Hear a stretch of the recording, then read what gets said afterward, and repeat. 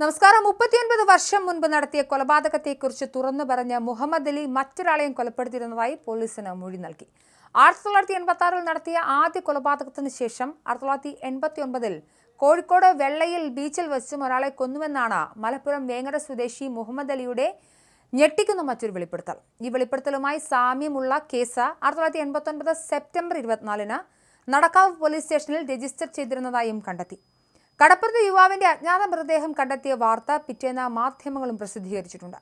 എന്നാൽ രണ്ട് കേസുകളിലും മരിച്ചത് ആരെന്ന് വ്യക്തമല്ല. അജ്ഞാത ജഡമായാണ് രേഖപ്പെടുത്തിയിരിക്കുന്നത്. Town assistant commissioner T K. അഷ്റഫിന്റെ നേതൃത്വത്തിലുള്ള പ്രത്യേക സ്ക്വാഡ് കേസിൽ അന്വേഷണം തുടങ്ങി. രണ്ടാമത്തെ കൊലപാതകത്തെക്കുറിച്ച് മുഹമ്മദ് അലി പറയുന്നത് ഇങ്ങനെയാണ്.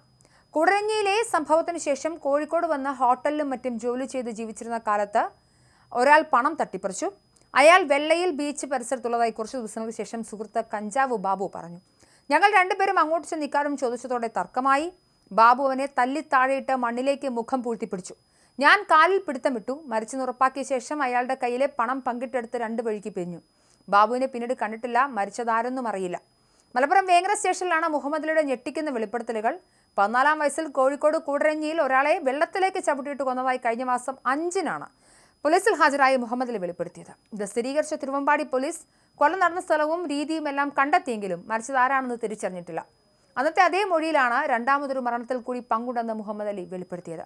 എന്തെങ്കിലും മാനസിക പ്രശ്നങ്ങളുടെ തുടർന്നാണോ ഇത്തരം മൊഴികളെന്ന സംശയം പോലീസിനുണ്ട്. പക്ഷേ മുഹമ്മദ് അലി പറയുന്ന സാഹചര്യങ്ങളും യഥാർത്ഥ സംഭവങ്ങളും രണ്ടിടത്തും പൊരുത്തപ്പെട്ടു വരുന്നതായാണ് പോലീസിനെ മനസ്സിലാവുന്നത്. ഇത് പോലീസിനെ കുഴയ്ക്കുന്നുമുണ്ട്.